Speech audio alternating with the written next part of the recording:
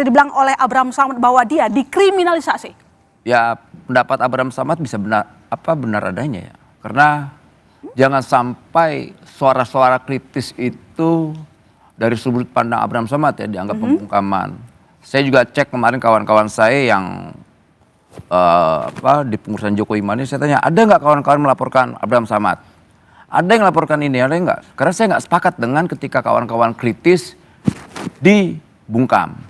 Karena saya sampaikan sekali lagi, Abraham Samad adalah kawan saya, walaupun saya secara pandangan politik berbeda. Dan saya pada posisi yang tidak sepakat dengan pembungkaman itu. Apalagi ada proses kriminalisasi. Tapi apa yang disampaikan Bung Ade tadi, ada sebuah peristiwa yang menjadi aduan masyarakat dan polisi yang paham soal itu. Kan kita juga tidak bisa menyalahkan apa yang menjadi tugas kepolisian. Gitu loh. Sebagai penyidik, nanti kalau seandainya ada laporan, semua orang laporkan, diabaikan, orang-orang ini marah juga. Tapi kalau tidak dilaporkan gimana juga? Gini, kita di 98 dulu berjuang sepakat bahwa jalan demokrasi yang terbaik adalah bagaimana penegakan hukum. Itu salah satu poin yang paling penting. Jangan sampai juga kita punya komitmen dalam proses penegakan hukum, malah kita membiarkan proses penegakan hukum itu sendiri. Itu. Tapi itu kedua, saya juga ingin menyampaikan bahwa jangan sampai proses yang sangat primitif masih kita iakan. Misalnya ketika ada perselisihan hukum, sengketa, kemudian kita main teror. Dan itu yang kita tidak suka. Hari ini kan terbuka semua. Misalnya sahabat saya, ini sahabat perjuangan saya, Abraham Samad sahabat perjuangan saya. Dan saya sampai detik ini sahabat beliau. Dan saya hormat dengan beliau. Dan kawan-kawan yang lain saya hormatin. Sikap politik mereka. Gitu. Jadi ya tinggal nanti dijawab dalam proses peradilan. Itu yang langkah yang paling baik lah. Jadi abang setuju bahwa apa yang terjadi terhadap Abraham Samad merupakan pembungkaman demokrasi. Nah sekarang apakah abang juga setuju bahwa Abraham Samad tengah dikriminalisasi? Itu kan sudut pandang yang harus kita lihat ya peristiwanya. Tapi dari hasil pemeriksaan, dipanggil, begitu protes, dan ini di podcast, dia sebagai tuan rumah. Abang setuju atau enggak dengan pernyataan teman abang, Abraham Samad? Ya soal kriminalisasi pasti nggak setuju dong. Nggak mungkin dong saya ngeliat kawan seperjuangan saya kemudian dikriminalisasi, nggak mungkin. Saya nggak akan. Garis saya adalah garis perjuangan saya. Saya tidak akan pernah membiarkan kawan-kawan seperjuangan saya walaupun beda pandangan dikriminalisasi. Jadi proses hukum ini masih wajar menurut Bang Noel? Sangat wajar, sangat wajar. Nah itu pun akan terjadi di saya. Bahkan saya ini pendukung Jokowi. Dulu saat 2021-2022 ketika saya membela Munarman, apa? Saya dihina. Dihina tuh jokor-jokor itu tuh. Jokor-jokor monster itu tuh. Yang lapor Abraham Samad jangan-jangan. Gitu loh. Dan bahkan hak perdata saya pun dicopot. Saat itu jadi komisaris utama. Lantas lucunya hari ini ada yang kena tindak pidana yang sudah putusan belum dihukum-hukum. Oh, siapa itu? Teman saya juga. Namanya? Sylvester. Oke, baik. Prof, sebelum saya bahas soal Sylvester. Begini Prof, ada yang merasa ini memang dikriminalisasi, tapi ada yang merasa bahwa ini wajar saja. Yang namanya penegakan hukum begitu. Ada yang menganggap wajar gitulah. Ya, pertama saya ingin mengutip pidato Presiden Prabowo tadi. Di halaman 7 alinea pertama. Jangan habiskan energi kita untuk mencari siapa yang salah. Tapi bagaimana kita mencari solusi atas masalah yang terjadi. Kaitan dengan itu bahwa persoalan kriminalisasi itu bukan kan persoalan sudut pandang. Sebaiknya adalah ditentukan sudutnya baru dipandangi. Yang jadi masalah adalah dipandangi dulu baru ditentukan sudutnya. Sehingga akhirnya sangat subjektif. Dalam konteks kriminalisasi secara teoritis kan sebetulnya sebuah transformasi. Suatu peristiwa yang semula tidak bisa dipidana menjadi dipidana. Atau kemudian justifikasi suatu perbuatan untuk bisa dipidana. Tetapi secara populer adalah ketika ada satu praktek penegakan hukum, bagaimana seseorang yang sebetulnya tidak melakukan tindakan kriminal, tetapi pada akhirnya kemudian diproses hukum. Maka dalam konteks ini, apa yang dilakukan oleh penyidik ya, yang kemudian menetapkan perkara ini naik sidik, yang kemudian dalam rangka mencari alat bukti untuk membuat terang benderang perkara dan menentukan siapa tersangkanya. Maka dalam perspektif bahwa kemudian pemenuhan unsur untuk kemudian menetapkan tersangka, maka tidak cukup kuat alat bukti yang kemudian bisa dianggap sebagai sebuah kriminalisasi. Karena apa? Karena dalam konteks ini adalah seandainya bahwa perkara yang kemudian dianggap sebagai satu tindakan pidana adalah podcast, maka sebetulnya narasi-narasi yang mungkin saja yang mengemuka adalah tidak ada niat jahat untuk misalnya menimbulkan kerusuhan dengan membuat berita bohong. Atau kemudian tidak ada narasi yang kemudian menyebarkan berita kebencian atas SARA. Atau kemudian ada narasi yang kemudian dianggap sebagai satu fitnah atau kemudian dianggap satu pencemaran nama baik.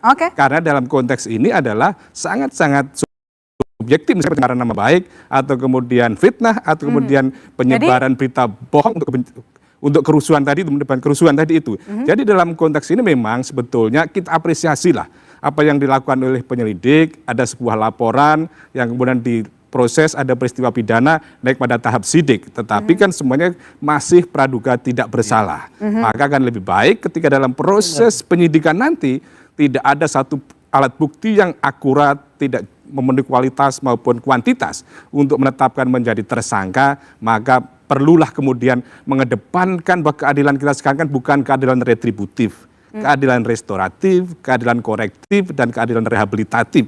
Artinya bahwa pencarian orang untuk dipidana bukan satu-satunya.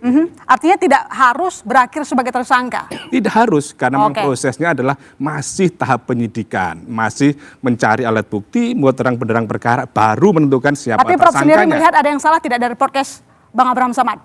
Singkat aja Prof.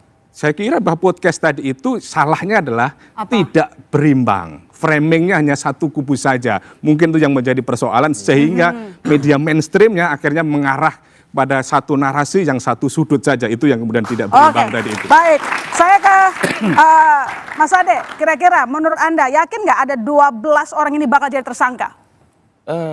Saya bukan penyidik. Ya, itu yang pertama. Tapi mungkin punya pengalaman, harusnya tahu sih. Kalau berbicara pengalaman, berbicara bagaimana kita menangani satu perkara dan mendampingi telapor ya. Kalau dia naik sidik sih untuk membantahnya di dalam alat bukti itu betul-betul apalagi terkait video ya. Kalau video itu kita apa yang terjadi itu kan tidak ada alasan untuk mengcounter ke penyidik. Oh ini saya ngomong begini sebenarnya lupa gitu. Nggak bisa itu kan. Nah jadi memang ya saya rasa kalaupun misalkan memang harus ada yang jadi tersangka, itu hak kewenangan penyidik. Tapi Mas Lakso, kepada kewenangan penyidik. Baik, jadi, saya ke Mas Lakso kalau begitu. Mas Lakso, saya membaca pernyataan Anda, mendengar pernyataan Anda bahwa mengatakan bahwa Abraham Samad ini dikenakan pasal karet. Kenapa Anda yakin? Ya saya yakin, karena memang pasal ini bukan hanya pernah dikenakan kepada Abraham Samad. Kasus Haris Fathia itu naik sampai pada tahap yang berakhir pada dibebaskannya Haris Fathia sampai tingkat kasasi. Artinya Mahkamah Agung sebetulnya sudah mengakui bahwa pasal-pasal itu dapat digunakan untuk mengkriminalisasi, membungkam aktivis yang ada di Indonesia. Dan yang menjadi hal penting yang perlu saya garis bawahi dari tadi diskusi adalah podcast Abraham Samad itu sudah ada sejak 3 tahun lalu. Bagaimana mungkin ketika mensrea atau niatnya dibentuk pada 22 Januari 2025, tiba-tiba realisasinya itu dilakukan 2 tahun sebelumnya. Dan kalau bisa dilihat di podcast ya, silahkan dibuka di sini pun tidak ada masalah. Abraham Samad tidak hanya mengundang satu orang saja, tapi dia bergantian mengundang berbagai pihak untuk bicara soal politik, bicara soal hukum, bicara soal hak asasi manusia, dan bicara soal kondisi-kondisi kekinian. Itu yang menjadi titik penting. Dan inilah menurut saya yang menjadi salah satu pembeda antara rule of law dan rule by law adalah ketika rule of law itu kita bicara mengenai negara hukum. Rule by law bagaimana menggunakan hukum untuk bisa mengikuti kemauan pemerintah. Jadi tadi kan disampaikan oleh Prof Suparji bahwa meski sudah naik sidik belum tentu akan ada tersangka, tidak harus ada tersangka. Menurut Anda? Ya betul. Ya betul. Tapi sebenarnya Anda terima atau enggak? Kalau kayak gitu kan seakan-akan Anda terima gitu loh, diperiksa, habis itu tidak jadi tersangka. Maksud saya gini Bu, Mbak, pernyataan Prof. Siddiq tadi betul bahwa memang pada saat proses penyidikan itu tidak harus ada tersangka. Itu kenapa tidak harus ada orang yang melakukan. Kenapa? Itu karena memang kalau kita bisa melihat definisi dari penyidikan sendiri adalah mencari siapa pelakunya. Tapi poin yang saya ingin ungkapkan adalah di sini terjadi cherry picking oleh penyidik. Kenapa Abraham Samad yang diundang?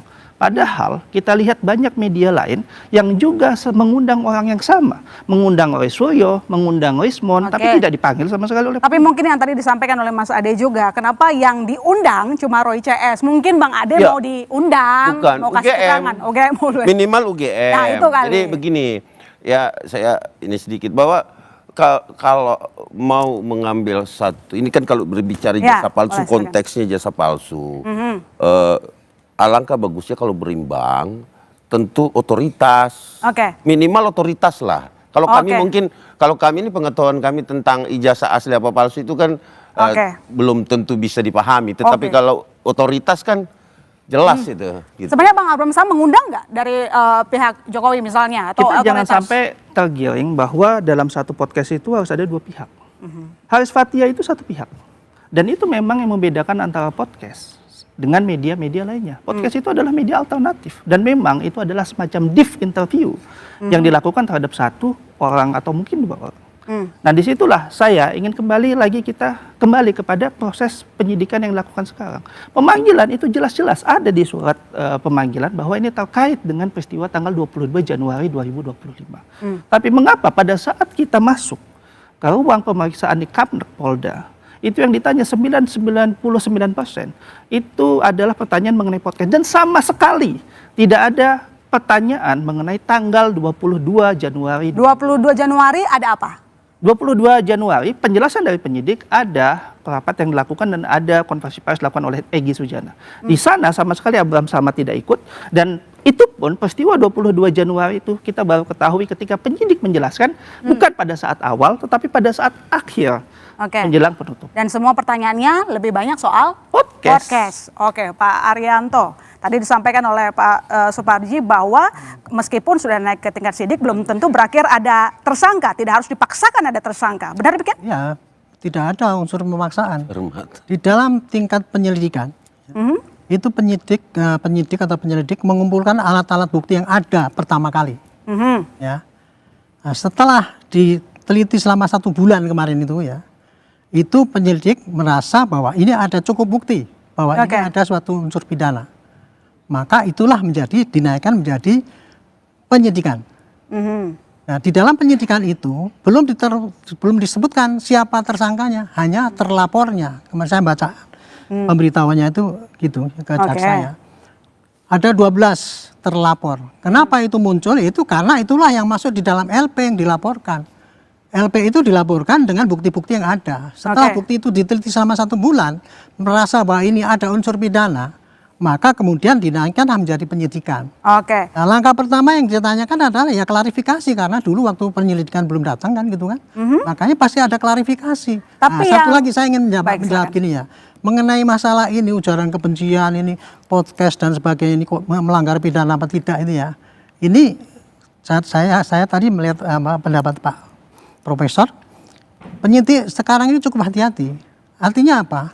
Sebelum ketika menentukan alat bukti itu, dia bukan hanya alat bukti yang diterima itu saja, tapi dia sudah mencoba menjajaki kepada para ahli, saksi ahli-ahli, ditanyakan apakah ini masuk unsur pidana apa tidak, mengenai delik yang pasal karet itu tadi. Itu penyidik tidak menentukan sendiri. Itu penyidik yang mengambil saksi ahli. Nah kalau saksi ahli itu menandakan itu ya berarti nanti ada yang jadi tersangka. Tapi kalau tidak yang 12 terlapor itu tidak semuanya menjadi tapi yang membingungkan menurut dari tim Abraham Samad, Pak Arianto, yang dipanggil kejadian 22 Januari. Tapi yang ditanya podcast itu kan. Jadi fokusnya itu lokus deliktinya itu beda banget. Saya tidak tahu ya kenapa penyidik nanyanya gitu. Tapi yang saya tahu yang namanya klarifikasi itu adalah ingin tahunya penyidik apakah alat bukti yang disampaikan pada dia itu benar-benar terkait dengan yang bersangkutan. Karena mungkin yang dilaporkan adalah mengenai masalah podcast ya.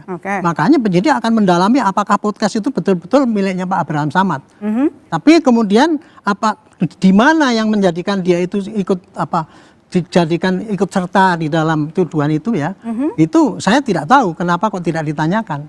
Tapi yang jelas penyidik menanyakan mengenai podcast itu ya karena di dalam laporan itu Pak Abraham Samad itu dilaporkan situ sebagai podcast. Makanya oleh penyidik akan didalami benar nggak ini. Kalau ini benar gitu ya, nanti dia akan sampaikan kepada Pak Saksi Ahli. Pak Saksi Ahli, ini podcast itu ngomongnya begini. Ini masuk enggak dalam pasal karet itu tadi gitu. Gitu. Nah, nanti kalau pasal karet itu dikatakan masuk, ya ini pasti jadi naik penyidikan dan yang bersangkutan bisa jadi tersangka. Tetapi kalau Saksi Ahli itu mengatakan enggak, itu tidak termasuk dalam ujaran kebencian. Itu termasuk dalam kebebasan berbicara, berpendapat. Itu jadi enggak masuk. Itu jadi ada dua kemungkinan, tergantung daripada bukti awal yang dikumpulkan oleh penyidik pada tahap penyidikan. Bukti awal itu bisa alat bukti, barang bukti yang ada, dokumen, kemudian saksi keterangan ahli ya, keterangan ahli, kemudian petunjuk itu, keterangan terdakwa kan nanti itu. Itu kalau ini cukup, itu nanti pasti akan naik penyidikan. Tapi kalau tidak, ya nggak jadi tersangka. Oke, kalau tidak jadi tersangka, Prof. Suparji, kalau memang sudah ada penyidikan tapi kembali tidak ada tersangka, artinya memang laporannya dari awal memang salah. Ya, kalau laporan bukan sesuatu yang salah, tapi kan ada proses kan. Proses. Ada proses kan gitu loh. Bagaimana ibaratnya mengolahnya kan gitu loh. Setelah mengolah menjadi penyelidikan kan, terus kemudian ada keyakinan ada peristiwa pidana, naik pada kemudian penyidikan. Nah, penyidikan tadi kan dalam rangka mengumpulkan alat bukti supaya terang benderang perkaranya dan menentukan siapa yang bertanggung jawab atau kemudian siapa yang menjadi tersangka. Kalau seseorang yang kemudian disebut tadi tidak cukup alat bukti, misalnya tidak ada dua alat bukti yang bersesuaian yang mengatakan dia sebagai pelaku tindak pidana atau menjadi tersangka, maka tidak bisa ditetapkan. Jadi dalam hal ini bahwa menarik adalah sebetulnya yang dilaporkan itu kan banyak pasal kan, ada pencemaran nama baik ya, kemudian ada fitnah, dan ada yang menggunakan ITE kan itu, sampai kemudian penghasutan kan itu. Saya kira ini kan pembunuhan unsurnya kan tidak gampang. Itulah yang kemudian disebut dengan pasal karet. Apa yang dikatakan pencemaran nama baik itu gitu loh. Apakah setelah ini tercemar namanya, apa buktinya tercemar kan gitu kan. Terus kemudian misalnya ujaran kebencian, apakah setelah podcast itu kemudian menimbulkan kebencian kepada seseorang atau bagaimana, ini kan adanya akibat-akibat tadi itu yang kemudian yang tidak mudah untuk ditentukan. Maka setelah kemudian akhirnya mendasarkan pada alat bukti saksi, kemudian mendasarkan alat bukti surat, ketika penyidik belum punya keyakinan, maka membutuhkan ahli untuk menerangkan, memberikan keterangan ahli sesuai dengan kemampuan. Tetapi sekali lagi keputusan ada pada penyidik untuk memutuskan apakah tersangka atau tidak. Gitu. Oke, Mas Lakso, kira-kira apakah cukup alat bukti atau menurut Anda ini justru sangat dipaksakan untuk menjerat seorang Abraham Samad? Sangat dipaksakan, karena saya tetap konsisten dengan pernyataan pertama saya tadi. Kalau memang logikanya adalah ini soal podcast, berapa banyak semenjak tanggal 22 Januari 2025 sampai hari ini Mbak, media, podcast dan lain-lain mengundang Roy Suryo, mengundang Rismond Sianipar dan lain-lain. Dan ini merupakan salah satu hal yang menurut saya yang berbahaya dalam proses penegakan hukum karena ini cherry picking. Dan salah satu yang menjadi persoalan dalam konteks rule by law itu adalah penggunaan pasal-pasal itu untuk melegitimasi kemauan dari penguasa atau pihak yang mampu mempengaruhi. Dan saya ingin menjelaskan lagi Mbak satu hal penting, bahwa saya malah menjadi bingung dalam diskusi ini. Kenapa? Karena tadi sebagian mengatakan bahwa tidak ada yang melaporkan Abraham Samad. Abraham Samad ditemukan dari proses penyelidikan. Tapi ada penjelasan juga bahwa ini dilakukan karena ada yang melaporkan Abraham Samad. Jadi yang betul yang mana, Pak? Dan ini pun jawabannya tidak saya dapatkan dari proses penyidik jelaskan. Yang kedua, Abraham Samad tidak pernah dipanggil dalam proses penyelidikan. Itu sudah ditegaskan dalam berita acara pemeriksaan. Humas Polda menjelaskan bahwa proses penyelidikan memanggil Abraham Samad. Tapi sama sekali Abraham Samad tidak pernah menerima surat panggilan untuk permintaan klarifikasi pada tahap penyelidikan. Baik, saya ke Mas Marcelinus. Apa yang terjadi kepada Abraham Samad sangat berbeda dengan Sylvester. Ya, sudah lama, sudah ingkrah, bertetapan hukum tetap, tapi belum juga dieksekusi sampai sekarang. Menurut Anda, kenapa demikian? Ya, itulah. Ada tebang pilih nggak kira-kira? Ya, itulah yang menjadi dasar kami dari Aruki ini untuk mengajukan gugatan pra-peradilan ke Pengadilan Negeri Jakarta Selatan. Karena gini, masyarakat itu punya banyak cara untuk mengawas mengawasi dan mengontrol kinerja tindakan aparat penegak hukum. Termasuk cara-cara untuk mengekspresikan kekecewaannya terhadap proses penegakan hukum sepanjang cara tersebut tidak melanggar hukum. Oke. Nah, menurut saya memang ini terjadi sebuah pengkhianatan terhadap sistem peradilan pidana dan juga pembangkangan terhadap hukum. Oke. Karena dalam sistem peradilan pidana sudah dibuat sedemikian rupa dari penyelidikan, penyidikan, sampai pada akhirnya digelar persidangan, yang tentunya outputnya apa? Putusan yang berkekuatan hukum tetap harus dilaksanakan eksekusinya. Jadi menurut Anda memang ada tebang pilih? Jangan dijawab dulu Mas Marcelinus, 2 arah, segera kembali saudara.